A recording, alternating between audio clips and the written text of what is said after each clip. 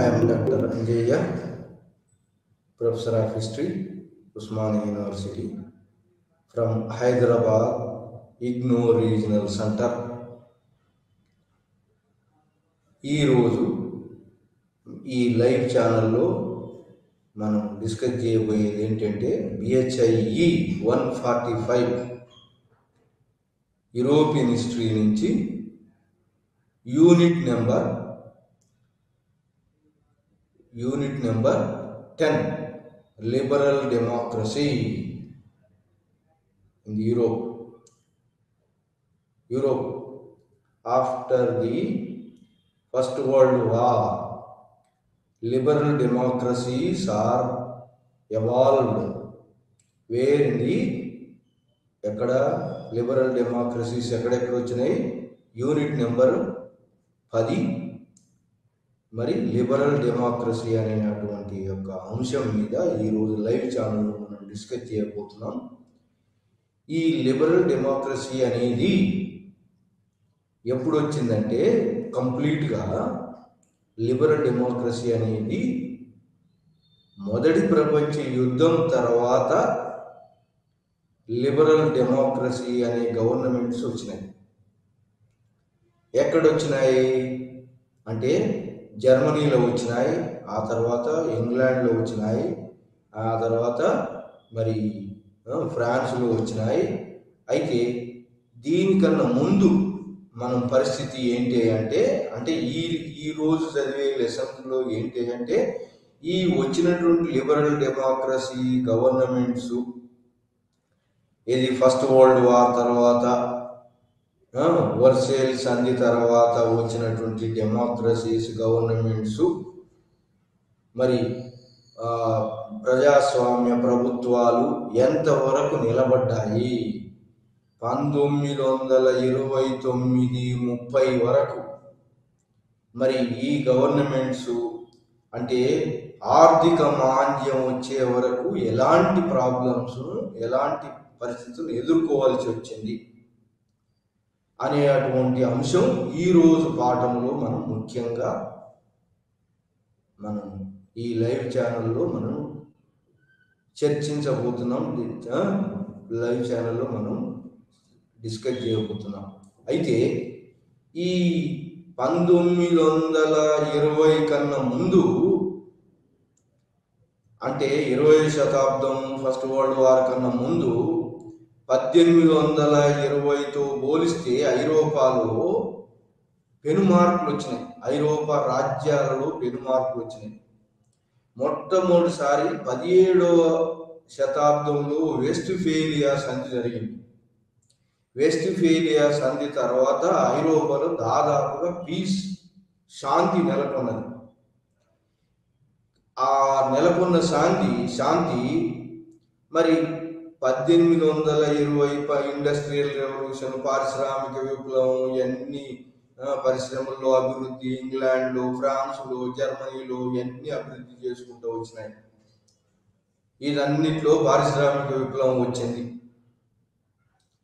మరి అట్లనే పారిశ్రామిక విప్లవం యునైటెడ్ స్టేట్స్ ఆఫ్ అమెరికాలో వచ్చింది. అంతా యూరోప్లో అంతా పారిశ్రామిక విప్లవం వచ్చింది. పారిశ్రామిక విప్లవం తోటి పెను మార్పులు వచ్చినాయి. ఏంటి? ఆర్మమెంట్ ఈ పారిశ్రామిక విప్లవం తోటి ఇండస్ట్రియలైజేషన్ జరిగింది. అగ్రికల్చర్ నుంచి అన్ని కంట్రీస్ ట్రాన్స్ఫర్మేషన్ ఇండస్ట్రియల్ కంట్రీస్గా మారినాయి. మరి ఇంగ్లాండ్ ఫ్రీ ట్రేడ్ పాలసీని ఇంట్రడ్యూస్ చేసింది. సో దాంతో ఇంగ్లాండ్ బాగా వలసలు ఉన్నటువంటి ఇంగ్లాండు, ఫ్రాన్స్, మరి జర్మనీ కూడా ఇవన్నీ కూడా బాగా డెవలప్ అయినాయి. రష్యా ఆధ్వర్యంలో జర్మనీ కూడా బాగా డెవలప్ అయింది. రష్యా ఆధ్వర్యంలో, బిస్మార్క్ ఆధ్వర్యంలో బాగా బలమైన రాజ్యాలుగా మరి అట్లనే కొత్తగా స్వాతంత్రం పొందినటువంటి 1776లో అమెరికా బ్రిటిష్ నుంచి ఇంగ్లాండ్ నుంచి స్వాతంత్రం పొందినటువంటి అమెరికా కూడా పారిశ్రామికంగా బాగా అభివృద్ధి చెంది మొదటి ప్రపంచ యుద్ధము వచ్చే వరకు అన్ని బాగా అభివృద్ధి చెంది వాటి మధ్యలో రహస్య కూటాలను పెట్టిండ్రు. రహస్య కూటాల ద్వారా పరస్పర అనుమానం పెరిగింది. ఏది? ఇంగ్లాండ్, ఫ్రాన్స్, జర్మనీ, ఇవి ఇవి జర్మనీ వాడే పెట్టాడు రహస్య కూటాలు పెట్టి. మరి 1871లో ఫ్రాన్స్ను ఓడించి జర్మనీ ఏకీకరణ చేశాడు. ఎవరు? బిస్మార్క్. ఏకీకరణ చేసి ఫ్రాన్స్ యొక్క అల్సేస్ లోరైన్ ప్రాంతాన్ని తీసుకున్నాడు. జర్మనీ ఏకీకరణ జరిగింది. జర్మనీ కూడా బాగా అభివృద్ధి చెందుతుంది. అదేవిధంగా మరి ఈ ఫ్రాన్స్ను అణిచివేయాలనుకున్నాడు, కానీ ఫ్రాన్స్ కూడా ఎదిగింది. ఇంగ్లాండ్ కూడా పారిశ్రామికంగా ఎదిగింది. మొత్తం మీద 19వ శతాబ్దానికి 20వ శతాబ్దానికి మరి ఐరోపా దేశాల్లో పెను మార్పులు జరిగినాయి. ఏది? ఆర్థికంగా, రాజకీయంగా మరి బాగా అభివృద్ధి జరిగింది అన్నిట్లలో. ఆ విధంగా అభివృద్ధి చెందినటువంటి దేశాలు పోటీ పడ్డాయి. ఏమిటి కోసం? వలసల కోసం. ఆ వలసల కోసము పోటీ పడి పరస్పర కూటములు పెట్టుకొని వాళ్ళంతా మరి కూటములతోటి అనుమానాలతోటి ఈ యొక్క బాంబులు, గన్స్ ఎక్కువ తయారు చేసుకొని పోటీ పడుతూ వచ్చినాయి. ఏది? జర్మనీ, ఇంగ్లాండ్ ముఖ్యంగా పోటీ పడుతూ వచ్చినాయి. అట్లా విలియం కైజర్ మరి ఇంగ్లాండ్లో ఉన్నట్టు వలసలు లాక్కోవాలనేటువంటి ప్రయత్నంలో అది ఏడికి దారి తీసిందంటే మొదటి ప్రపంచ యుద్ధానికి దారి తీసింది. అయితే అంతకు ముందు శతాబ్దం కన్నా ఈ శతాబ్దం బాగా అభివృద్ధి చెందినాయి. ఇవన్నీ కూడా అభివృద్ధి చెంది వలసల కోసం పోట్లాట మొదలై అది మొదటి ప్రపంచ యుద్ధానికి దారితీసింది. 1914 నుంచి 1918 దాకా మొదటి ప్రపంచ యుద్ధం జరిగింది.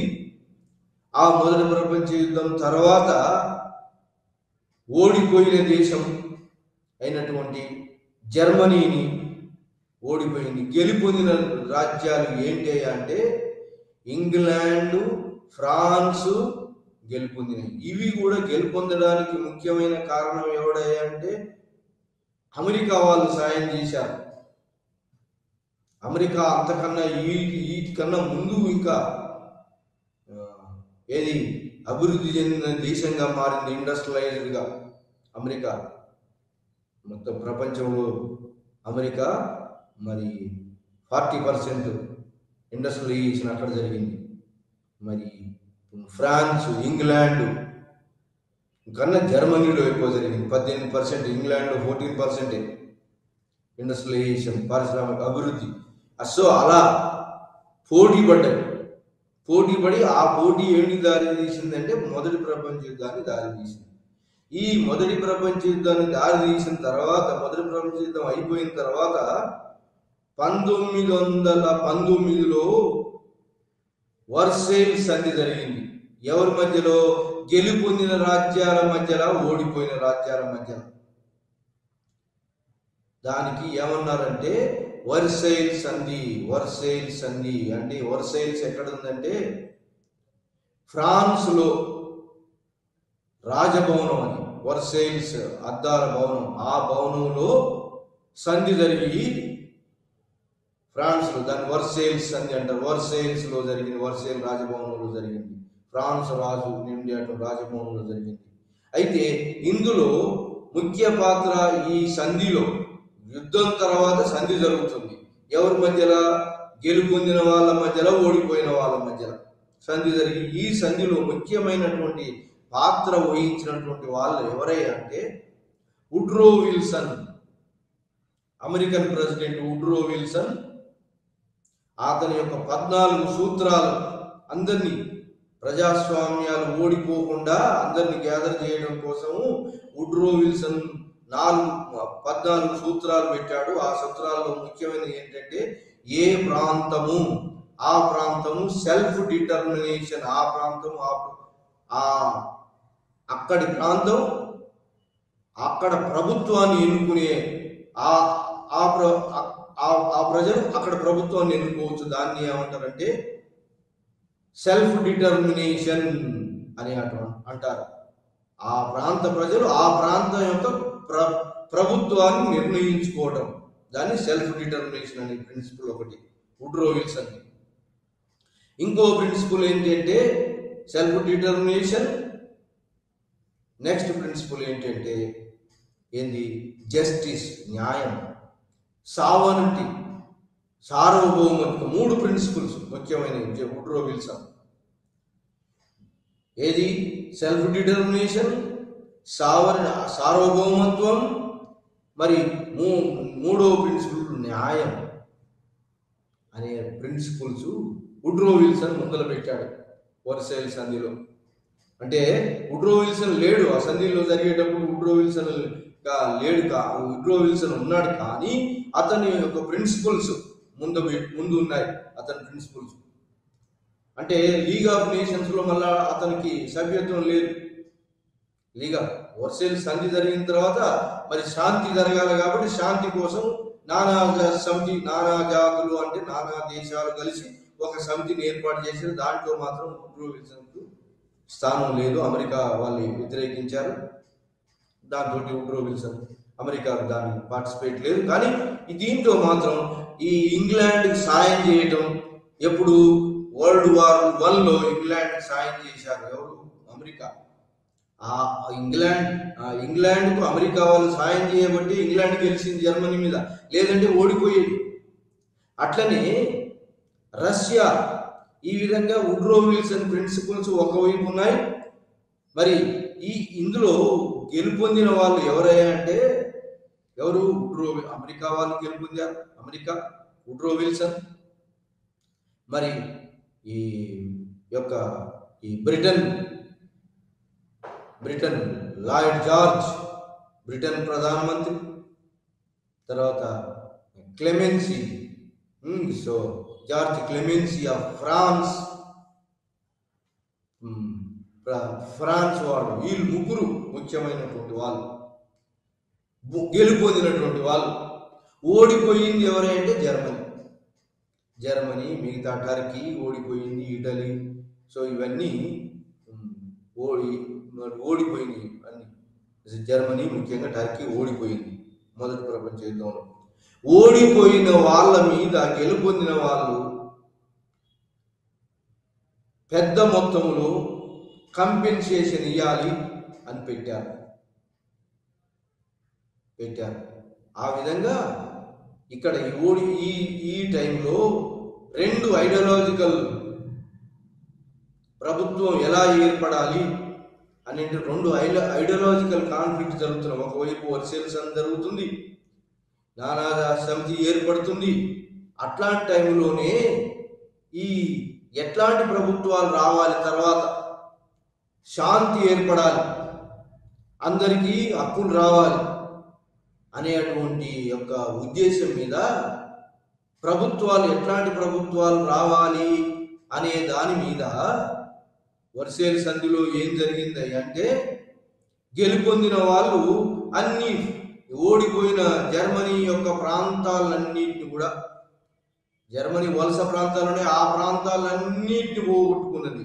అవన్నీ కూడా ఎవరి కింద తీసుకొచ్చి పెట్టారు? గెలుపొందిన వాళ్ళ కింద పెట్టారు. గెలుపొందిన వాళ్ళు ఎవరు? ఫ్రాన్స్, ఇంగ్లాండ్ వాళ్ళు గెలుపొందిన వాళ్ళ కింద పెట్టబడింది. వుడ్రో విల్సన్ అమెరికా వాడు పార్టిసిపేట్ అయ్యాడు, సాయం చేసింది, కానీ వాడు ఏం తీసుకోలేదు జర్మనీ ప్రాంతాలు.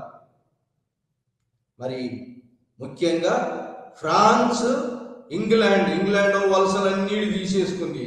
ఫ్రాన్స్, ఇంగ్లాండ్ మొత్తం వలస, జర్మన్ వలసలన్నీ ఇంగ్లాండ్ తీసుకుంది. ఇక వలస ప్రాంతాలన్నింటినీ కూడా. మరి ఫ్రాన్స్ ఏం తీసుకుందంటే, అల్సేస్ లొరైన్ అనే ప్రాంతం, ముఖ్యమైనటువంటి డెల్టా ప్రాంతం ఉన్నదే, అది 1871లో జర్మనీ వాడు ఫ్రాన్స్ నుంచి తీసుకున్నాడు. అయితే మళ్ళీ ఫ్రాన్స్, అది ఫ్రాన్స్నే మళ్ళీ ఫ్రాన్స్ తీసుకుంది. అంటే ఫ్రాన్స్ అది పోవడంతో చాలా ఎకనామికల్ వీక్ అయింది. అల్సేస్ లొరైన్ అనేది డెల్టా ప్రాంతం మళ్ళీ వచ్చేసింది, దానికే వచ్చింది. ఇంకా అది కాకుండా ఏంటి అంటే, ఫ్రాన్సు సార్ లోయ బొగ్గుగా ఉన్నటువంటి ప్రాంతం జర్మనీ ప్రాంతాన్ని తీసేసుకుంది. 15 సంవత్సరాలు అది ఫ్రాన్స్ కింద ఉంటుంది. ఆ బొగ్గునంతా కూడా ఫ్రాన్సే తీసుకుంటుంది.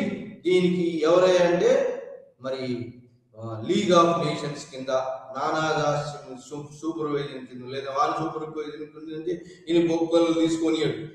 కాబట్టి బొగ్గు గనులు మొత్తం 15 సంవత్సరాల దాకా వీడు ఇస్తూ ఉన్నట్టు తీసుకోవచ్చు. అక్కడ సార్లోయలో ఉన్నటువంటి బొగ్గు గనులు ఆ ప్రాంతాన్ని ఫ్రాన్స్ తీసుకుంది. ఇంకా ఏంటి అంటే పెద్ద కంపెన్సేషన్ పెట్టింది. ఈ మోయలేనంత బరువు ఎవరు ఈ ఫ్రాన్స్లో జర్మన్ సైన్యాలన్నీ ఫ్రాన్స్ ని అటాక్ చేసి బాగా నష్టపరిచినాయి. కాబట్టి బాగా నష్టపోయింది ఫ్రాన్స్. కాబట్టి ఫ్రాన్స్ పెద్ద మొత్తంలో కంపెన్సేషన్ జర్మనీ ఇవ్వాలని పెట్టింది. సో ఆ విధంగా జర్మనీ హెవీ కంపెన్సేషన్ వార్ జరిగిన దానికి జరిమానా ఇవ్వాలి. ఎవరికి ఇవ్వాలి? ఫ్రాన్స్కు ఇవ్వాలని పెట్టింది. ఆ విధంగా ఫ్రాన్స్ జర్మనీ బిగ్ జర్మనీ అంటే ఫ్రాన్స్ బిగ్ జర్మనీని పని చేయాలని అంటే అంతే కదా. జర్మనీ ఏకీకరణతో జర్మనీ దేశం పెద్ద దేశం అయింది. మరి ఇప్పుడు ఓడిపోయిన దేశం మీద ఏమేమి పెట్టారంటే అల్సేస్ లోరేన్ తీసుకుంది, సార్లోయన్ తీసుకుంది, ఇంకా దాని వలసలన్నిటి ఇంగ్లాండ్ తీసుకుంది. ఇంకా ఏం తీసుకుందంటే పెద్ద కంపెన్సేషన్ పెట్టింది. అదే కాకుండా నష్టపరిహారం పెట్టింది జర్మనీ మీద. ఇంకా అది కాకుండా ఏం చేసింది అంటే ఆ యొక్క జర్మన్ సైన్యాలు మొత్తం లేకుండా చేసింది. 1,00,000 కన్నా అది కూడా వాలంటరీ సర్వీసు ఏది వాలంటరీగా ఉండే సైన్యాలు కొంత నావికా బలం లేకుండా పోయింది. సబ్మెరీన్ తయారు చేసేది అబాలిష్ చేసింది. ఆ విధంగా జర్మనీలో ఉన్నటువంటి యొక్క ఆర్మ్డ్ ఫోర్సెస్ లేకుండా చేసింది, నావికా దళాన్ని లేకుండా చేసింది, సబ్మెరీన్స్ అవన్నీ కూడా తయారు చేయడానికి వీలు లేదు, గన్స్ తయారు చేయడానికి వీలు లేదు అని పెట్టింది. ఆ విధంగా జర్మనీని అధోగతికి పాలు చేసింది మొత్తం మీద. ఏది ఫ్రాన్స్ పగబట్టి జర్మనీని తొక్కేయాలని పెట్టింది. ఆ విధంగా తొక్కేయడంలో ఆ యొక్క దాని సైన్యం అంతకుముందున్న పెద్ద సైన్యం జర్మనీకి ఆ పెద్ద సైన్యం పోయి మొత్తం తీసేసింది. చిన్న సైన్యాన్ని నావికా దళం మొత్తాన్ని తీసేసారు. సబ్మెరీన్స్ తయారు అబాలిషన్ చేశారు. అంతా ఆర్మీ జనరల్స్ అవే పెద్ద వాళ్ళు అందరినీ తీసేసారు. ఆ విధంగా పనిష్ చేయబడింది. ఏది జర్మనీ ఏది వర్సైల్ సంధిలో వర్సైల్ సంధిలో ఆ విధంగా పనిచేశారు జర్మనీ. ఆ విధంగా ఫ్రాన్స్ ఏం డిసైడ్ చేసిందంటే బిగ్ జర్మనీని బ్రేక్ చేయాలి. బిగ్ జర్మనీ ఉండొద్దు, బిగ్ జర్మనీ బలమైన జర్మనీ ఉండొద్దు, దాని పక్కన బలమైన జర్మనీ దానికి బల్యం లాగా ఉంటుంది. కాబట్టి బిగ్ జర్మనీని మొత్తం తొక్కేసింది. ఇది ఫ్రాన్స్ పగబట్టింది. అట్లనే ఇంగ్లాండ్ వలసలు తీసుకుంది, ఇంగ్లాండ్ కూడా. సో ఈ విధంగా జర్మనీ మీద ఇంత పెద్ద మొత్తంలో జర్మనీ అవమానించి అక్కడ విమార్ రిపబ్లిక్ అని అటువంటి కొత్త ప్రజాస్వామ్య ప్రభుత్వం ఏర్పాటు చేశారు. ఎవరు గెలుపొందిన వాళ్ళు ఏర్పాటు చేశారు, అంతే కదా. గెలుపొందిన వాళ్ళు ఏం చెప్తే అది వినాలి. అట్లా విమార్ అనే ప్రదేశంలో ఒక ప్రజాస్వామ్య ప్రదేశం అది విమార్ అనే ప్రదేశం జర్మనీలో ఒక ప్రదేశంలో ఈ యొక్క జర్మన్ రాజ్యాంగాన్ని అంటే ప్రజాప్రభుత్వ రాజ్యాంగాన్ని మొదలుపెట్టారు. కాబట్టి దాన్ని విమార్ రిపబ్లిక్ అంటారు. వైమార్ రిపబ్లిక్ అంటారు దాన్ని. అంటే అక్కడ ఆ ప్రాంతంలో ప్రజాస్వామ్య ప్రభుత్వం మొదటగా ఆ ప్రాంతం నుంచి ప్రారంభించారు. కాబట్టి దాన్ని విమార్ రిపబ్లిక్ అన్న. అంటే విమార్ ప్రజాస్వామ్య ప్రభుత్వం వచ్చింది. లిబరల్ డెమోక్రసీ ప్రభుత్వం వచ్చింది. లిబరల్ డెమోక్రటిక్ ప్రభుత్వాలు వచ్చింది ఎక్కడ? జర్మనీ. లిబరల్ డెమోక్రసీ ప్రజాస్వామ్య ప్రభుత్వం వచ్చింది. మరి ఇలాంటి టైంలో మరి వుడ్రో విల్సన్ సెల్ఫ్ డిటర్మినేషన్ ఎటుపోయింది, అది గాలికి పోయింది. సావనిటీ ఎటుపోయింది, అది గాలికి పోయింది. జస్టిస్ ఎటుపోయింది, అది అని గాలి వదిలేసి. అట్లాంటి టైంలో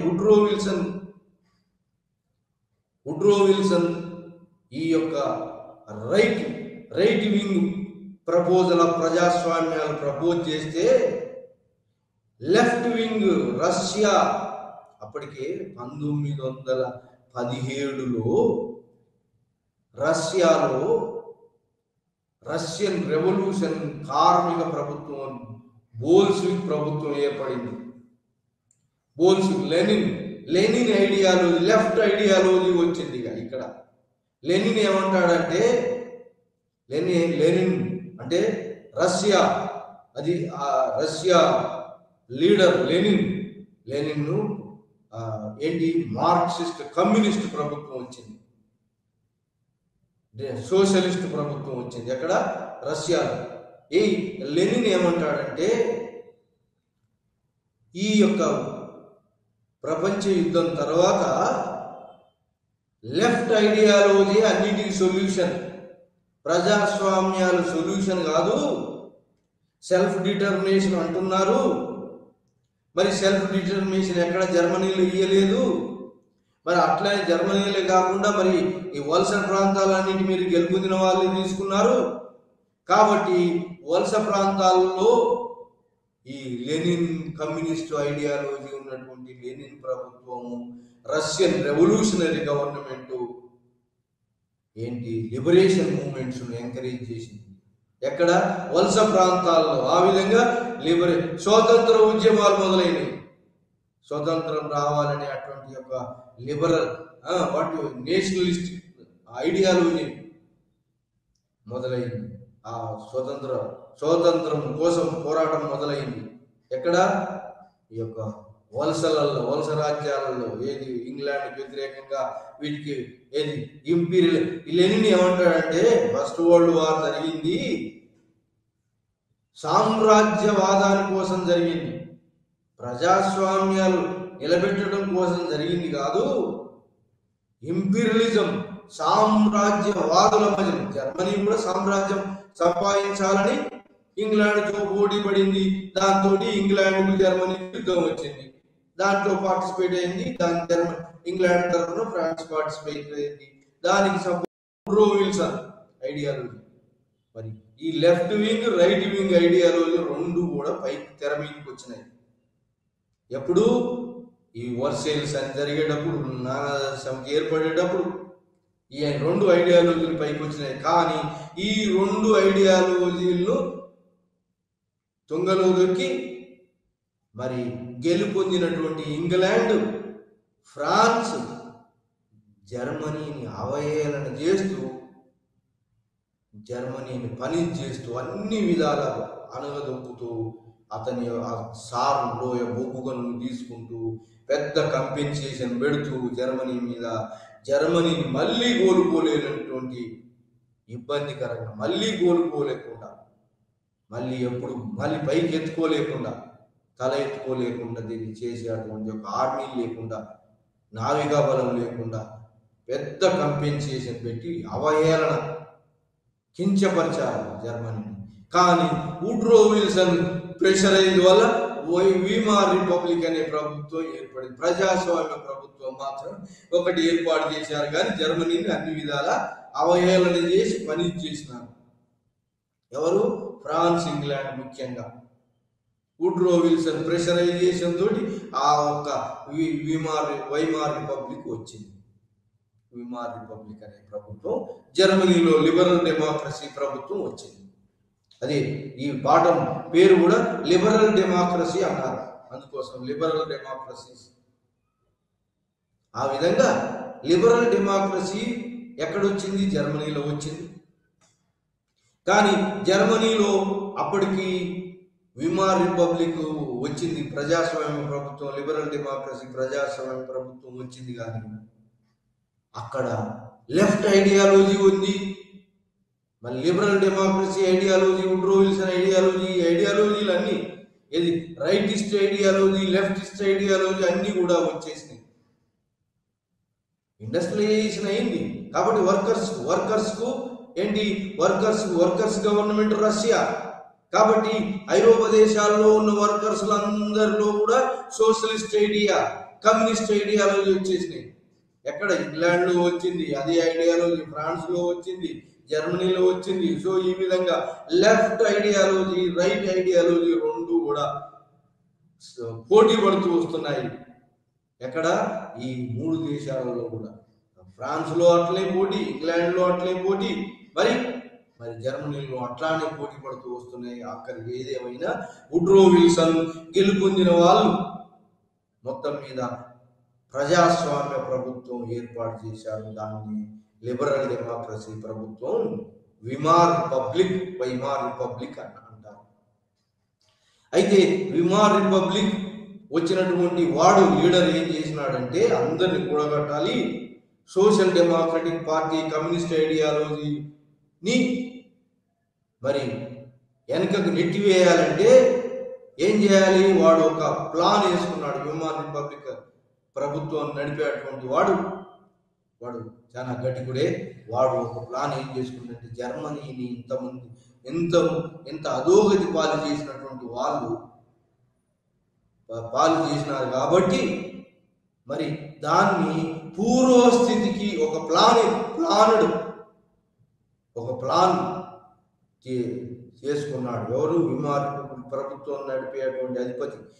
ఏంటి ఆ ప్లాన్లో? అతని ప్లాన్లో ఏంటంటే జర్మనీని పూర్వస్థితికి తీసుకురావాలి. ప్రీ వార్ పీరియడ్ ఎట్లయితే ఉన్నదో ఉచ్చ స్థితిలో అట్లాంటి స్థితికి తీసుకురావాలి అని జర్మన్ పార్లమెంట్లో పెట్టి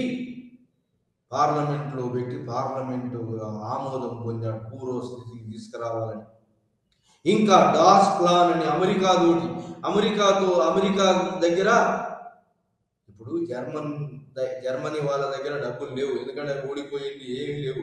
కాబట్టి అమెరికా వాడు ఇతోధికంగా తక్కువ వడ్డీతోటి డబ్బులు ఇస్తున్నాడు. ఎవరికి? జర్మనీ వానికి. ఎందుకు? జర్మనీ అంతా నాశనం అయింది కాబట్టి దాన్ని కోలుకోవడానికి రీకన్స్ట్రక్షన్ కు అమెరికా వాడు డబ్బులు ఇస్తున్నాడు. దేనికి? జర్మనీకి. సో ఆ విధంగా జర్మనీ యొక్క వైమార్ రిపబ్లిక్ అమెరికా తోటి డబ్బులు పొంది ధనం క్రెడిట్ పొందింది, అప్పు పొందింది. అప్పు అంటే ఏదో మినిమం ఇంట్రెస్ట్ ఉంటుంది దానికి, అంతే. ఇంతోధికంగా రీకన్స్ట్రక్షన్ డెవలప్మెంట్ జరగాలని ఇచ్చాడు వాడు. ఏది? వుడ్రో విల్సన్ అమెరికన్ వాళ్ళు. సో ఆ విధంగా అక్కడ మనీ అమెరికా నుంచి పొందాడు. ఇంకా ఏం చేయాలంటే పూర్వస్థితికి తీసుకురావాలంటే ఏం చేయాలి అంటే అందరి యొక్క మెప్పు పొందాలి. అన్ని పార్టీలు ఈ సోషల్ డెమోక్రటిక్ కమ్యూనిస్ట్ ఐడియాలజీని పక్కకు పెట్టి అందరి ఇంటలెక్చువల్స్ ఉంటారు కదా, ఇంటలెక్చువల్స్ ఎక్కువగా రైట్ వింగ్ కలర్ ఉంటారు. సో వాళ్ళందరినీ మెప్పు పొందాడు, డబ్బులు తీసుకొస్తున్నాడు. ఆ డబ్బులు తీసుకొచ్చిన డబ్బులు ఎవరికి? కంపెన్సేషను ఫ్రాన్స్ వానికి చెల్లిస్తున్నాడు. సో ఆ విధంగా మరి ప్రభుత్వాన్ని నడుపుతున్నాడు. కానీ పెద్ద మొత్తంలో కంపెన్సేషన్ పెట్టారు కాబట్టి ఆ వైమార్ ఇంకా ఏంటి అంటే ప్లాను పూర్వస్థితికి తీసుకురావాలి, ఇండస్ట్రియలైజేషన్ జరగాలి, ఆర్థిక అభివృద్ధి జరగాలని అన్ని ప్లాన్ చేసినాడు. పార్లమెంట్ అనుమతి తీసుకున్నాడు, అమెరికా సాయం పొందాడు. కానీ ప్రభుత్వం నడపడానికి 1924లో ఎలక్షన్ జరిగితే కమ్యూనిస్ట్ ప్రభుత్వం లెఫ్ట్ ఐడియాలజీ ఉన్నటువంటి వాళ్ళు ఎలక్ట్ అయి వైమార్ రిపబ్లిక్ మరి ఎలక్ట్ అయింది. కానీ మన తర్వాత సో ఈ విధంగా వైమార్ రిపబ్లిక్ మరి ఎన్నో ప్లాన్స్ చేసి పూర్వస్థితికి తీసుకురావాలని ప్రయత్నం చేసినా కూడా లెఫ్ట్ ఐడియాలజీ థ్రెట్ మాత్రం పోవట్లేదు. ఎవరికి? జర్మనీ వారికి. లెఫ్ట్ ఐడియాలజీని పక్కకు పెట్టాలి అని ఎన్నో ప్లాన్లు వేసినాడు. ఎవడు? వైమార్ రిపబ్లిక్ అధినేత, లిబరల్ డెమోక్రటిక్ గవర్నమెంట్ అధినేత ఎన్నో ప్లాన్లు వేసినాడు. మరి దేశాలన్నింటినీ వుడ్రో విల్సన్ అందరినీ పర్సూ చేసి దానికి జర్మనీ కూడా లీగ్ ఆఫ్ నేషన్స్లో, నానాజా సమితిలో సభ్యత్వం కూడా తెప్పించుకున్నాడు. ఇండస్ట్రియలైజేషన్ కూడా చేయాలని మరి మొదలుపెట్టాడు. ఏది అమెరికా నుంచి ఫండ్స్ తీసుకొచ్చి, కొన్ని ఫండ్స్ ఈ బ్రిటన్కు అండ్ కంపెన్సేషన్ కింద ఇస్తున్నాడు, కొన్ని ఫండ్స్ ఇండస్ట్రియలైజేషన్, అగ్రికల్చర్, మరి డెవలప్మెంట్కు యూజ్ చేస్తున్నాడు. ఈ విధంగా ప్రభుత్వాన్ని నడుపుతున్నాడు. కానీ ప్రభుత్వాన్ని నడుపుతున్నాడు, సోషల్ లెఫ్టిస్ట్ ఐడియాలజీ థ్రెట్ కూడా పోలేదు. మరి ఈ లెఫ్టిస్ట్ ఐడియాలజీ థ్రెట్ ఉన్నది. సో ఆ విధంగా లెఫ్టిస్ట్ ఐడియాలజీ థ్రెట్ కంటిన్యూ అవుతుంది, లిబరల్ డెమోక్రసీ. మరి అక్కడ ఏం జరిగిందంటే, లాస్ట్కి ఎన్ని ప్రయత్నాలు చేసినా, అందరు ఇంటెలెక్చువల్స్ గ్యాదర్ చేసినా, పెద్ద మొత్తంలో పెట్టినటువంటి యొక్క కంపెన్సేషన్, మరి దీనికి ఉన్నటువంటి వలసలన్నీ పోగొట్టుకున్నది. మరి సార్లోయ ఖనిజ ప్రాంతాలన్నీ పోగొట్టుకున్నది, బొగ్గు ప్రాంతాలన్నీ పోగొట్టుకున్నది. ఎన్ని ప్రయత్నాలు చేసినా వెమార్ రిపబ్లిక్ ప్రభుత్వం ఆర్థిక సంక్షోభంతో మరి ముందుకు సాగలేకపోయింది. ముందుకు సాగలేక రోజు రోజుకి ఏమవుతుందంటే, అక్కడ కమ్యూనిస్టు సోషలిస్టు థ్రెట్ పెరిగిపోతుంది అక్కడ ఈ వెమార్ రిపబ్లిక్ వ్యతిరేకంగా. ఇంకా అప్పుడు అక్కడ ఉన్నటువంటి జర్మన్ ఇండస్ట్రియలిస్టులు, జర్మన్ రైటిస్టులు అందరూ కూడా ఈ సోషలిస్టు కమ్యూనిస్టు ప్రభుత్వం వచ్చేదానికన్నా మరి రైటిస్టు ప్రభుత్వం అయినటువంటి, రైటిస్టు నాయకుడు అయినటువంటి నాజీ గవర్నమెంట్ హిట్లర్కు సపోర్ట్ చేయడం మంచిదని చెప్పి వెమార్ రిపబ్లిక్ 1933లో రైటిస్ట్, నేషనలిస్ట్, జాతీయవాది, జర్మన్ వెల్ఫేర్ కోరేటువంటి వాడు, ఆ విధంగా లిబరల్స్ అందరూ కూడా, రైటిస్టులు అందరూ కూడా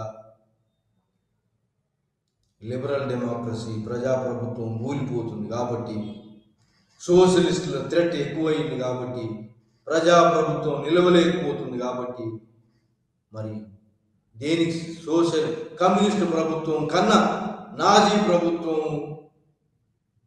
డిక్టేటర్ ప్రభుత్వం మంచిది అని చెప్పి జర్మనీలో 1933లో నాజీ గవర్నమెంట్కి నెమ్మదిగా నాజీ పార్టీ బలం ఎక్కువై ఆఖరికి నాజీ గవర్నమెంట్, హిట్లర్ గవర్నమెంట్ అధికారంలోకి వచ్చింది. ఆ విధంగా వెమార్ రిపబ్లిక్ కూలిపోయింది. వెమార్ రిపబ్లిక్ ఎందుకు కూలిపోయిందంటే, పెద్ద మొత్తంలో కంపెన్సేషన్ పెట్టడం, ఇంకా కమ్యూనిస్టు థ్రెట్ ఎక్కువ కావడం. మరి ఫ్రాన్స్ ఎక్కువ మరి బలహీనమైనటువంటి జర్మనీ ఉండాలి, బలమైన జర్మనీ ఉండొద్దు అని చెప్పి జర్మనీని ఏకాకిని చేయాలని, బలమైన జర్మనీ ఎప్పుడు ఎదగకూడదని చుట్టూ ఉన్న ప్రభుత్వాలతోటి అంతా ఫ్రాన్స్ కూటమి చుట్టూ ఉన్నాడు, అందరూ దానికి మిత్రులు కావాలి అని చెప్పి ఫ్రాన్స్ పట్టుబట్టింది. సో ఆ విధంగా మరి జర్మనీని అణిచివేసే ప్రయత్నంలో వర్సేల్ సంధిలో జరిగినటువంటి పెద్ద మొత్తం కంపెన్సేషన్, దాని యొక్క ప్రాంతాలను 1 lakh భూభాగాన్ని, 1 million భూభాగాన్ని పోగొట్టుకుంది జర్మనీ. సో అలా పోగొట్టుకోవటంతో జర్మనీలో ఎన్ని ప్రయత్నాలు చేసినా జర్మనీ వెమార్ రిపబ్లిక్ ప్రభుత్వం, ప్రజాస్వామ్యం, లిబరల్ డెమోక్రటిక్ ప్రభుత్వం నిలదొక్కుకోలేకపోయింది. ఈ విధంగా రెండు ideology, rightist ideology and leftist ideology, ఈ రెండు ఐడియాలజీ మధ్యలో liberal democracy ideology, centre ideology is that liberal democracy ideology. ఆ వెమార్ రిపబ్లిక్ ప్రభుత్వం కూలిపోయి రైటిస్ట్ డిక్టేటర్ అయినటువంటి Nazi Hitler nationalist nationalist dictator emerge కావడానికి 1933లో అతను సంపూర్ణంగా నాజీ గవర్నమెంట్ ఎస్టాబ్లిష్ చేయగలిగినాడు హిట్లర్. ఆ విధంగా లిబరల్ డెమోక్రసీకి ప్రభుత్వం జర్మనీలో ఊలిపోయింది. జర్మనీలో లిబరల్ డెమోక్రసీ ప్రభుత్వం ఊలిపోవడానికి కారణం ఎవరంటే గెలుపొందిన వాళ్ళు, ముఖ్యంగా ఫ్రాన్స్, ఇంగ్లాండ్ ముఖ్యంగా జర్మనీ ప్రాంతాలను తీసుకోవటం, జర్మనీ పనిష్ చేయటం, దాంతో ప్రజాప్రభుత్వం ఏర్పడింది కానీ ప్రజా సమస్యలు తీర్చలేకపోతుంది. ప్రజలు వర్కర్స్లో ఉన్నట్టు అన్రెస్ట్ తీర్చలేకపోయింది. ఇండస్ట్రీ వర్కర్స్ అంతటా కూడా అన్రెస్ట్ తీర్చలేకపోయింది. దాంతో తోటి లాభం లేదు. ఈ జర్మన్ జుంకర్స్ ఏం చేసినారంటే ఇది లాభం లేదు, రైటిస్ట్ వాడు ఉన్నటువంటి యొక్క నాజీ హిట్లర్ అయితే మరి లెఫ్టిస్ట్ వాళ్ళని రాకుండా ఇక్కడ అరికడతాడు అని చెప్పి నాజీ హిట్లర్కు రైటిస్ట్ డిక్టేటర్కి సపోర్ట్ చేశారు. అక్కడ ఉన్నటువంటి ఇంటలెక్చువల్స్ అండ్ క్యాపిటలిస్టులు అట్లా అక్కడ ఉన్నటువంటి ఓల్డ్ నోబుల్ వర్గం అంతా కూడా నాజీ జర్మన్ వారికి హిట్లర్కి సపోర్ట్ చేయడంతో నాజీ ప్రభుత్వం వచ్చింది. మరి ఇక్కడ ఇది ఊలిపోయింది. మరి ఇంగ్లాండ్లో ఏమైంది? ఇంగ్లాండ్లో కూడా లిబరల్ గవర్నమెంట్, లేబర్ గవర్నమెంట్ రెండు పోటీ పడుతున్నాయి. ఇక్కడ ఇండస్ట్రియలైజేషన్ ఇంగ్లాండ్ కూడా వార్ పీరియడ్లో ఉన్నంత డెవలప్మెంట్ ఇంగ్లాండ్లో లేదు. ఎందుకంటే ఇంగ్లాండ్ కూడా ఎక్కువ మొత్తంలో అప్పులు చేసింది. యుద్ధ కాలంలో అమెరికా దగ్గర ఎక్కువ డబ్బులు తీసుకుంది. అమెరికా సాయంతో గెలిచింది, లేకపోతే ఇంగ్లాండ్ గెలిచేది కాదు. ఇంగ్లాండ్ ఫ్రాన్స్ గెలిచేవి కావు. కానీ ఆ విధంగా ఇంగ్లాండ్ ఎక్కువ అప్పులు తీసుకున్నది. మరి ఇండస్ట్రీస్ అన్ని కూడా వార్ పీరియడ్లో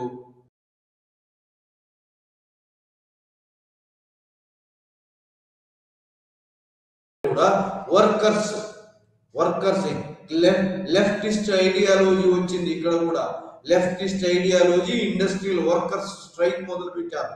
ఒక దాంట్లో కాకపోతే ఇంకో దాంట్లో అంతటా ఇంగ్లాండ్లో లేబర్ గవర్నమెంట్, మరి లిబరల్ గవర్నమెంట్ పోయి లేబర్ గవర్నమెంట్ వచ్చింది. అయినా కూడా లేబర్ గవర్నమెంట్ లేబర్ వెల్ఫేర్ చూడడానికి వర్కర్స్ స్ట్రైక్స్ మొదలైనవి. ఈ స్ట్రైక్స్ అణచివేయడానికి కన్జర్వేటివ్ గవర్నమెంట్ ఏదైతుందో మరి అది పెద్ద సైన్యాన్ని పంపి అణిచివేసింది strikes.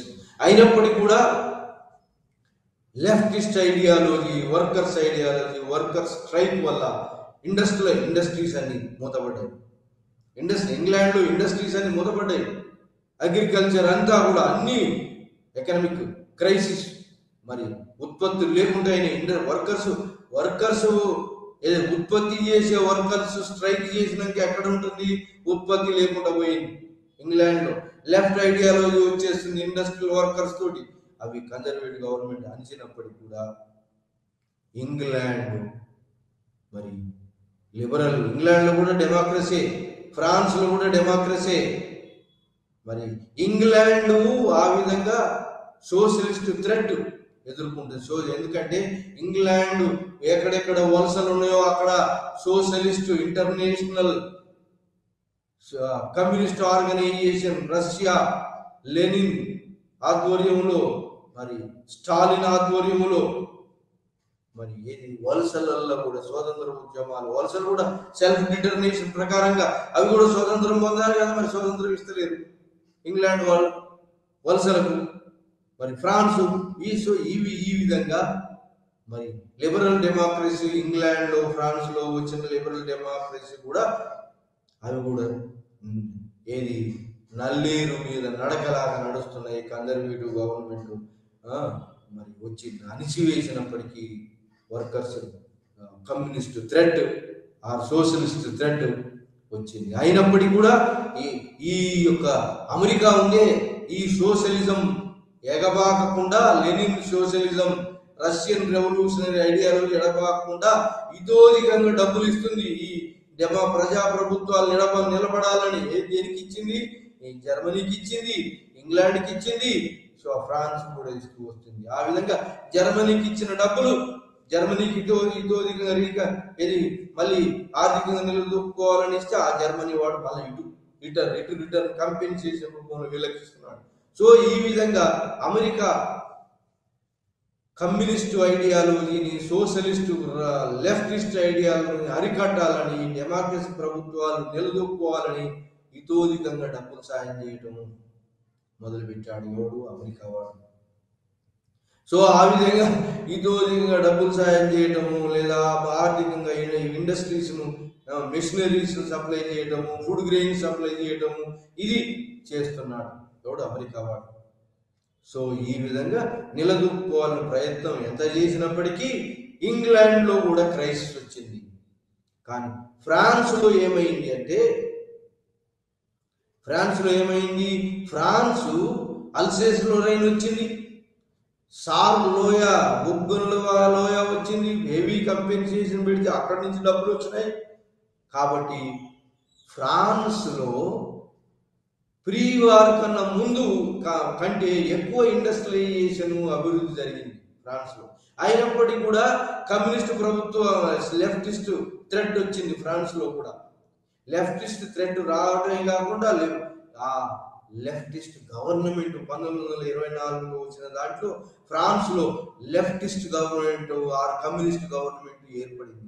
Leftist government, socialist government అధికారంలో 24లో వచ్చి మళ్ళీ 26 వరకు మళ్ళా లిబరల్ డెమోక్రసీ గవర్నమెంట్ మళ్ళీ వచ్చింది. ఎక్కడ? ఫ్రాన్స్ వచ్చి నిలదొక్కుంది. ఎందుకంటే అక్కడ ఉన్నటువంటి వాళ్ళు అందరూ కూడా మరి సపోర్ట్ చేయటము లెఫ్టిస్ట్ ఐడియాలజీ. ఇంగ్లాండ్లో వచ్చింది లెఫ్టిస్ట్ ఐడియాలజీ, ఫ్రాన్స్లో వచ్చింది. కానీ ప్రజా ప్రభుత్వాలు లిబరల్ డెమోక్రసీ నిలదొక్కుకోగలిగినాయి. ఎక్కడ? ఇంగ్లాండ్లో, ఫ్రాన్స్లో నిలదొక్కుకోలేని. జర్మనీలో కూలిపోయింది ప్రజాప్రభుత్వం, కూలిపోయి నాజీ డిక్టేటర్ ఎమర్జ్ అయింది, నాజీ ప్రభుత్వం వచ్చింది. ఇటలీలో ఏంది? ఇటలీ కూడా యుద్ధంలో చాలా లాస్ అయిపోయింది, చాలా దెబ్బతినిపోయింది ఇటలీ. దాంట్లో ముసోలిని, అక్కడ రిపబ్లిక్ ప్రభుత్వం వచ్చింది, అక్కడ అది కూడా ఫెయిల్ అయిపోయి ఇటలీలో ముసోలిని గవర్నమెంట్ వచ్చింది, dictator, fascist government, Nazi government, fascist government వచ్చింది. జపాన్ ఆర్థికంగా బాగా అభివృద్ధి చెందుతుంది, ఆర్థికంగా ఇండస్ట్రియలైజ్. దీనికన్నా ఇంగ్లాండ్ కన్నా మరి సో ఫ్రాన్స్ కన్నా జపాన్ ఇంకా బాగా అభివృద్ధి చెందుతూ వచ్చింది. దాని తర్వాత ఈ యొక్క సెకండ్ వరల్డ్ వార్ వచ్చేటప్పటికి జర్మనీ కూడా బాగా అభివృద్ధి చెందింది నాజీగా ఆధ్వర్యంలో. సో ఆ విధంగా మరి వుడ్రో విల్సన్ యొక్క రైటిస్ట్ ఐడియాలజీ లేదా ఏంటి సెల్ఫ్ డిటర్మినేషన్ అలసలలో పాటించలేదు. మరి ఫ్రాన్స్ అయితే ఏంటి అంటే, ఫ్రాన్స్ ఏంటి పొలిటికల్, ఫ్రాన్స్ ఎప్పుడు ఈ యొక్క జర్మనీని పని చేయాలి, ఇంగ్లాండ్ ఇంట్రెస్ట్ వేరు. ఇంగ్లాండ్ ఏమంటే ఆలోచిస్తుందంటే, England socialist Russia, communist Russia ఇంగ్లాండ్కు థ్రెట్ అని. ఎందుకంటే ఇంగ్లాండ్లో సోషలిస్ట్ ఐడియాలజీ ఉన్నటువంటి వర్కర్స్ పెద్ద స్ట్రైక్స్ చేసి ఇంగ్లాండ్ ప్రభుత్వాన్ని గడగడలాడిస్తున్నారు. కాబట్టి సోషలిస్ట్ రష్యా థ్రెట్ అని ఇంగ్లాండ్ భావిస్తుంది. ఫ్రాన్స్ ఏమని భావిస్తుందంటే, ఫ్రాన్స్కు ఈ యొక్క సోషలిస్ట్ రష్యా థ్రెట్ కాదు, థ్రెట్ ఎవరు అంటే జర్మనీ థ్రెట్ అని చెప్పి, మరి సెక్యూరిటీ నాకు సెక్యూరిటీ కావాలి అని చెప్పి బిట్వీన్ ది వార్ సెక్యూరిటీ కోసం లొకార్నో సంధులు 1925లో లొకార్నో సంధి జరిగింది. కెలాంగ్ బ్రియాండ్ ప్యాక్ట్ 1928లో సెక్యూరిటీ సంధులు జరిగింది. ఎందుకంటే జర్మనీ మళ్ళీ పురోగమిస్తుంది డిక్టేటర్ ఆధ్వర్యంలో. మళ్ళీ దాంతో మళ్ళీ జర్మనీ ఎప్పుడైతే జర్మనీ మళ్ళీ మళ్ళీ పురోగమిస్తే ఎప్పుడైనా దానికి థ్రెట్ అని చెప్పి రక్షణ సంధులు కోరుతుంది. ఏది? ఫ్రాన్స్. రక్షణ సంధికి అష్యూరెన్స్ ఏమంటుంది? ఇంగ్లాండ్ ఏమన్నా ఇంగ్లాండ్ సంతృప్తి జర్మనీ వాడు అంత పెద్ద థ్రెట్ కాదు. ఇంగ్లాండ్కి థ్రెట్ ఎవడే అంటే రష్యా వాడు. ఎందుకంటే ఇంగ్లాండ్ వలసలన్నీ కూడా ఆసియా ఖండంలో ఉన్నాయి. మరి మధ్యధరా సముద్రం నుంచి రష్యా వాడు పోనీయడు. కాబట్టి ఇంగ్లాండ్ అగెనిస్ట్ రష్యా అని దాని ఇంట్రెస్ట్. ఫ్రాన్స్ వాని ఇంట్రెస్ట్ ఏంటంటే సెక్యూరిటీ. ఇక్కడే దాని దగ్గర ఉన్న జర్మనీ దానికి శత్రువు. అది ఫ్రాన్స్ వాడు. ఆ విధంగా మరి ఈ దేనితోటి ఏంటి అంటే లొకర్నో సందులు, పొలిటికల్ క్రైసిస్, పొలిటికల్ సందులు, డిప్లొమసీ సందులు జరిగినాయి. డిప్లొమాటిక్ క్రైసిస్, డిప్లొమాటిక్ సందులు జరిగినాయి. సెక్యూరిటీ కోసం సందులు కావాలి, సంధి చేసుకోవాలి. అందరూ ఫ్రాన్స్కి అనుకూలంగా ఉండాలి, జర్మనీకి వ్యతిరేకంగా ఉండాలని ఫ్రాన్స్ ఉద్దేశం. ఆ విధంగా సెక్యూరిటీ సందులు జరిగినాయి. 1925లో లొకర్నో సంధి, 1928లో కెలాంబ్రియా ప్యాక్ట్. ఇలా మరి ఈ ఒక్కొక్క రాజ్యం ఒక్కొక్క లిబరల్ డెమోక్రసీస్ అయినా ఒక్కొక్క దాని ఇంట్రెస్ట్ వేరు. ఇంగ్లాండ్ ఇంట్రెస్ట్ వేరు, ఫ్రాన్స్ ఇంట్రెస్ట్ వేరు. ఫ్రాన్స్ జర్మనీ బలంగా కాకూడదని, ఇంగ్లాండ్ రష్యా బలంగా కాకూడదని వాళ్ళ ఇంట్రెస్ట్ వేరు. సో కాబట్టి జర్మనీని తృప్తిపరిచే విధానం. ఇంకా దీంట్లో ఎవరైనా అంటే జర్మనీ సభ్యత్వం పొందింది, కానీ అమెరికా లీగ్ ఆఫ్ నేషన్స్ లో సభ్యత్వం లేదు, సోవియట్ రష్యా కూడా సభ్యత్వం లేదు. కాబట్టి మరి ఈ యొక్క నానా సమితి బలంగా లేదు. ఏదైనా క్రైసిస్ వస్తే సాల్వ్ చేసినట్టుగా లేదు. సో ఆ విధంగా నానా సమితి మరి బలంగా లేకపోవటము, బలమైన అమెరికా వాడు దాంట్లో సభ్యత్వం లేకపోవటము, అతని ప్రిన్సిపల్స్ కంప్లీట్గా ఇగ్నోర్ చేయటము, దానికి సభ్యత్వం లేకపోవటం, మరి రష్యా వాడు కూడా దాంట్లో లేకపోవటం, మరి బలమైన వాళ్ళు లేకపోవటం. నానా సమితి కొన్ని చిన్న వాటిని పరిష్కరించగలిగింది, కానీ పెద్ద యుద్ధం ఆపలేకపోయింది. మళ్ళా వచ్చే సెకండ్ వరల్డ్ వార్ము, రెండవ ప్రపంచ యుద్ధము, ఈ యొక్క మళ్ళీ దానికి జర్మనీ మధ్యలో ఇంగ్లాండ్ మధ్యలో మళ్ళీ మొదలైంది. ఎందుకు? ఈ dictator, Nazi dictator Mussolini, fascist dictator Japan industrialised, అది కూడా అక్కడ కూడా మిలిటరిజం వచ్చింది.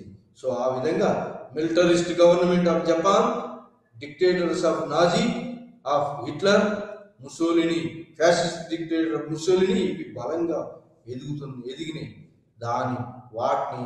అవి బలమైన వాటికి ఇవి ఇంగ్లాండ్ థ్రెట్ కాదు. ముఖ్యమైన థ్రెట్ ఇంగ్లాండ్కి ఎవరయ్యా అంటే రష్యా ఇంగ్లాండ్ భావించడం, ఈ ఫ్రాన్స్ జర్మనీ థ్రెట్ అని భావించడం. ఈ విధంగా ఇంట్రెస్ట్ వేరు. దాంతో పొలిటికల్ డిప్లొమసీలో సంధులు జరిగినాయి.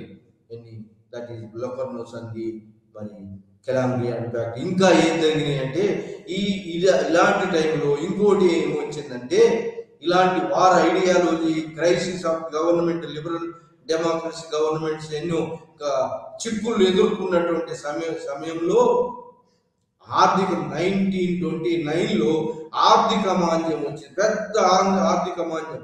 అంటే ఏమిటి ఆర్థిక మాంద్యం అంటే, వస్తువులన్నీ ఉన్నాయి, దానికి గిరాకీ లేదు, ఏ వస్తువు చలనం లేదు.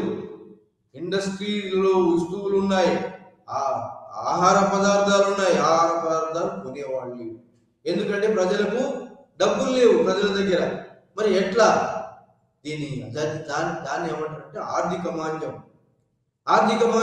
వస్తువులు ఎవడు కొనేది లేకపోతే ఏం చేస్తారు? ఇండస్ట్రీ మూసేసుకుంటారు.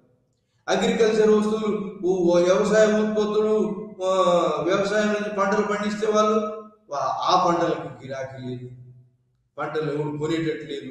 దాని ప్రైసెస్ అని పడిపోయినాయి. పంటలకు, ఇండస్ట్రీస్కు, అన్నిటి వస్తువులకు ధరలు పడిపోయినాయి. వస్తువులు చలనం లేదు వాటికి. మరి చలనం లేదంటే ఏంటి మరి ప్రాబ్లం? ఎట్లా అంటే ప్రజలు ఉన్నారు కానీ కొనే కెపాసిటీ లేదు వాళ్ళ దగ్గర. బీద వాళ్ళు ఎక్కువ మంది అయినరు. క్యాపిటలిస్టులు కొంతమంది దగ్గరనే డబ్బులు ఉన్నాయి. మరి వాళ్ళు ఉత్పత్తి చేస్తున్నారు, ఉత్పత్తులు అవుతున్నాయి. కానీ ఉత్పత్తులు అయిన వాటికి గిరాకీ లేదు కాబట్టి వాళ్ళు క్లోజ్ చేశారు ఇండస్ట్రీస్.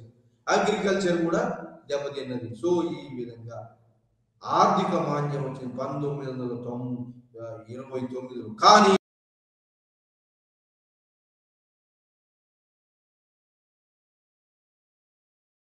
ఆధ్వర్యంలో ఆ తర్వాత వచ్చిన గవర్నమెంట్ స్టాలిన్ ఆధ్వర్యంలో పంచవర్ష ప్రణాళికలు ఏర్పాటు చేసుకుంది, ప్లాన్స్.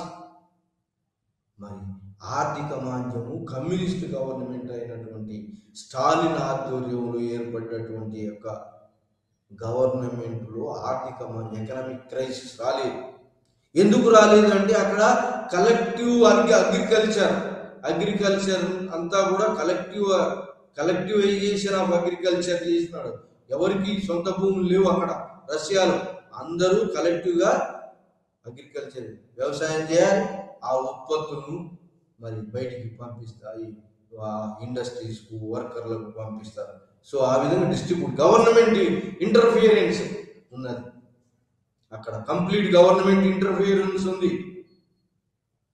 మరి ఇక్కడ ఈ ప్రజాప్రభుత్వాలలో ఎవరి గవర్నమెంట్ ఇంటర్ఫియరెన్స్ తక్కువ ఉన్నది. మరి ఎక్కువ ఆర్థిక వనరులన్నీ కూడా క్యాపిటలిస్టుల దగ్గర, ల్యాండ్ లార్డ్స్ దగ్గర ఉన్నాయి. దేంట్లో లిబరల్ డెమోక్రసీస్ ఉన్నటువంటి గవర్నమెంట్లో, అమెరికాలో కానీ లేదా ఈ యొక్క జర్మనీలో విమార్ రిపబ్లిక్ ఉన్నప్పుడు కానీ లేదా బ్రిటన్లో కానీ ఫ్రాన్స్లో కానీ వసతులు అన్నీ కూడా only some capitalist landlords దగ్గర ఎకానమీ అంత కూరుకుంది. మరి ప్రజలు ఇండస్ట్రియల్ వర్కర్స్ కానీ లేబరర్స్ కానీ కొనేటువంటి ఆర్థిక స్తోమత లేదు. ఇట్లాంటి ఎకనామిక్ డిప్రెషన్ 1929 ఎకనామిక్ డిప్రెషన్, ఆర్థిక మాంద్యం వచ్చింది. ఈ ఆర్థిక మాంద్యం వస్తే ఎట్లా, మరి ఆర్థిక మాంద్యం నుంచి ప్రభుత్వాలు క్రైసిస్ ఎదుర్కొంటున్నాయి.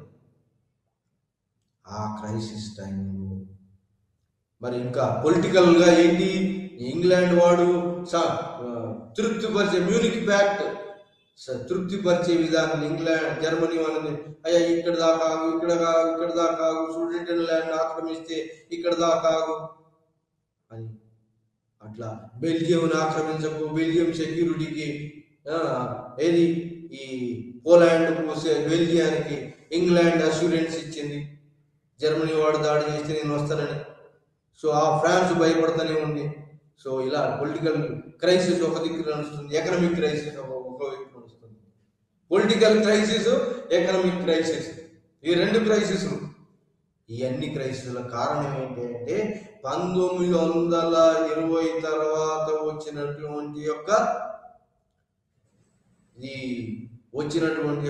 వచ్చినటువంటి డెవలప్మెంట్స్ లో వచ్చినటువంటి యొక్క ప్రభుత్వాల విమార్ రిపబ్లిక్ జర్మనీని ఎదగలేకుండా తొక్కివేయటము, కంపెన్సేషన్ పెట్టడము, అవహేళన చేయటమే ఈ యొక్క ప్రజాప్రభుత్వాలు ఊలిపోయి డిక్టేటర్స్ ఎమర్జ్ కావడానికి కారణమైంది. ఆ డిక్టేటర్సే మళ్ళీ అల్టిమేట్గా రెండవ ప్రపంచ యుద్ధానికి దారి తీయడం జరిగింది. ఈ విధంగా ఈ లిబరల్ డెమోక్రసీస్ ఫెయిల్ కావటం, రష్యా సక్సెస్ కావటం, ఈ టైంలో వుడ్రో విల్సన్ కానీ అమెరికా కానీ ఆర్థిక మాంద్యాన్ని ఎదుర్కొన్నాయి. అన్నీ కూడా వెస్టర్న్ కంట్రీస్, యూరోపియన్ కంట్రీస్ అన్ని ఆర్థిక మాంద్యాన్ని ఎదుర్కొన్నాయి. కానీ ఈస్ట్లో ఉన్నటువంటి రష్యా మాత్రం ఎకనామిక్ డిప్రెషన్ నుంచి బయటపడింది. కాబట్టి ఏమనుకున్నారంటే అందరూ రష్యా మోడలే కరెక్ట్ అని అనుకున్నారు. సో కాబట్టి రష్యా మోడల్ కన్నా మరి నాజీ ముసోలిని మోడల్, రైటిస్ట్ మోడలే కొంత కరెక్ట్ అని చెప్పి లిబరల్ డెమోక్రసీ వాళ్ళు కూడా భావించారు.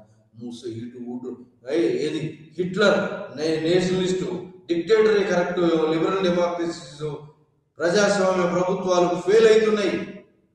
కాబట్టి మరి అలాంటి క్రైసిస్, అలాంటి ఆలోచనలు వచ్చినాయి. నాజీనే కరెక్టో ఏమో, డిక్టేటర్ ఆఫ్ నాజీ కరెక్టో, లిబరల్ డెమోక్రసీస్, ప్రజాప్రభుత్వాలు కూలిపోతున్నాయి, ప్రజా సమస్యలను ఎదుర్కోలేకపోతున్నాయి అనే భావన వచ్చింది. ఎందుకు? సోషలిస్టు రష్యా ఆర్థిక మాంద్యాన్ని ఎదుర్కోవట్లేదు. అది ఆర్థిక మాంద్యం నుంచి బయటపడింది. అంత ఆర్థిక మాంద్యం లేదు దాన్ని అక్కడ. మరి అన్ని వస్తువులు ఉత్పత్తి జరుగుతుంది, కొంటున్నారు, కానీ ఇక్కడ కొంటలేరు. ఎవడు వస్తువులు ఉత్పత్తి ఉంది కానీ ఎవరు చలనం లేదు. దాంతో ఆడమ్ స్మిత్, కీన్స్ అనే శాస్త్రవేత్తలు ఏం చేసినారంటే, ప్రజలకు ఆర్థిక బలం లేదు, పర్చేసింగ్ పవర్ లేదు, కాబట్టి అన్ఎంప్లాయీస్కు ఎంప్లాయ్మెంట్ కల్పించాలి. ఎంప్లాయ్మెంట్ కల్పిస్తే కానీ వాళ్ళు వస్తువులను కొంటారు. వస్తువులను కొంటే నెమ్మదిగా ఆర్థిక మాంద్యం నుంచి ప్రభుత్వాలు బయటపడతాయి. ఆ విధంగా Keynesian economy model Adam Smith wealth of nations గ్రంథం రచించాడు. అతను కూడా ఏం చేయాలి అంటే, ప్రజలకు పని కల్పించాలి, పని కల్పించి వాళ్ళకు వస్తువులు కొనేటువంటి కెపాసిటీ కల్పించాలి. దానికి ఏం చేయాలి? గుంటలు తీయాలి, గోతులు తీయాలి, గోటులు పూడ్చాలి. ఒట్టిగా పని కల్పిస్తే వాడు సోమరిపోతూ అవుతాడు. కాబట్టి ఇలాంటి ఆర్థికవేత్తలు ఆర్థిక మాంద్యం నుంచి, ప్రజాస్వామ్య ప్రభుత్వాలు బయటపడడానికి కొన్ని సూచనలు, సలహాలు ఇవ్వడంతో ఆ విధంగా ఆర్థిక మాంద్యం నుంచి లిబరల్ డెమోక్రసీస్ గవర్నమెంట్స్ అయినటువంటి యొక్క ఫ్రాన్స్, అమెరికా, మరి బ్రిటన్ కొంత బయటపడగలిగింది. కానీ ఈ ఆర్థిక మాంద్యాన్ని మరి రష్యా ఎదుర్కోలేదు. రష్యాలో ఈ ఆర్థిక మాంద్యం జరగలేదు. సో ఈ విధంగా మరి ఈ ఆర్థిక మాంద్యము, కమ్యూనిస్టు ఐడియాలజీ, అన్నిటి మరి ఈ పరస్పర భద్రత లేదని భావించడంతో అనుమానాలు, మరి ఆ విధంగా కూటములు లాగా ఏర్పడి అనుమానాలతోటి మరి కూటాలు మళ్ళీ ఎప్పటిలాగానే మరి ఆర్మమెంట్ రేస్ పెరిగి జర్మనీ మళ్ళీ నిలదొక్కుంది. డిక్టేటర్ ఆధ్వర్యంలో జర్మనీ నిలదొక్కుంది. ఆ తర్వాత ముసోలిని ఆధ్వర్యంలో ఇటలీ నిలదొక్కుంది, జపాన్ నిలదొక్కుంది. అవి థ్రెట్గా మారినాయి. సో అంతకుముందు ఇంగ్లాండు, ఫ్రాన్సు ఎందుకంటే వలసలు సంపాదించినాయి, కాబట్టి వలసలు సంపాదించి ఆర్థికంగా బలంగా ఉన్నాయి, కాబట్టి అందరి సపోర్టు, ప్రజల సపోర్టు దొరికింది. కానీ ఇప్పుడు వలసలు రాజ్యాలలో కూడా లిబరేషన్ మూవ్మెంట్ స్టార్ట్ అయినాయి. మరి ఇంగ్లాండ్ ఫస్ట్ వరల్డ్ వార్లో సెకండ్ రేట్ గవర్నమెంట్, మరి ప్రపంచంలో సెకండ్ రేట్ అయింది కానీ ఫస్ట్ రేట్ గవర్నమెంట్ కాలేదు. కానీ అమెరికా ఫస్ట్ రేట్ అయింది, సోవియట్ రష్యా మరి బలంగా, ఈ రెండు బలంగా అయినాయి. ఇంగ్లాండ్ బలహీనమైంది, ఫ్రాన్స్ బలహీనమైంది. బలహీనమైన కొద్ది అక్కడ తిరుగుబాటు మొదలైంది. ఆ విధంగా క్రైసిస్ ఎదుర్కొన్నది ఇంగ్లాండ్. సో అక్కడ కూడా ఈ క్రైసిస్ అల్టిమేట్గా క్రైసిస్, అనుమానాలు, మళ్ళీ జర్మనీ ఎదగటం, జర్మనీ మళ్ళీ ఇంగ్లాండ్ పోటీ పడటము, మళ్ళీ ఫ్రాన్స్ మీద మళ్ళీ పగ తీసుకోవాలనుకోవటము, జర్మనీ వాడు ఈ ముగ్గురు ఒకటి కావటం, ఎవరెవరు జర్మనీ, ఇటలీ అండ్ జపాన్ ఒకటి కావటం, మళ్ళీ ప్రజాస్వామ్య ప్రభుత్వాలకు వ్యతిరేకంగా మళ్ళా రెండవ ప్రపంచ యుద్ధానికి దారితీసింది. ఇది యొక్క in between the wars liberal democracies ఎన్నో చిక్కులు ఎదుర్కొన్నాయి. వైమార్ రిపబ్లిక్ పడిపోయింది. ఇంగ్లాండ్లో ప్రజాప్రభుత్వాలు ఎన్నో క్రైసిస్ చూసినాయి. ఫ్రాన్స్లో కూడా, మరి అమెరికా కూడా ఎన్నో చిక్కులు ఎకనామిక్ ఆర్థిక మాంద్యాన్ని ఎదుర్కొన్నది. ఆ విధంగా మరి ఇన్ బిట్వీన్ వార్స్ ఎంత డెవలప్మెంట్ జరిగింది. స్టెబిలిటీ లేకుండా పోయింది, స్టేబుల్ గవర్నమెంట్స్ లేకుండా పోయినాయి. స్టెబిలిటీ లేకుండా ఎప్పటికప్పుడు భద్రత లేదని భావించడం, ఎప్పటికప్పుడు భద్రత లేదు, ఎప్పటికప్పుడు థ్రెట్. సో ఇలాంటి భద్రత లేదా థ్రెట్, ఒకదాని థ్రెట్ ఉండటం అనే భావన తోటి కాంపిటీషన్ మళ్ళీ మొదలయ్యా అది అల్టిమేట్గా సెకండ్ వరల్డ్ వార్కు దారితీసింది. ఇది మనం ఈరోజు liberal democracies in between the wars up to 1929 economic crisis దాకా మనం ఈరోజు డిస్కస్ చేసినాం.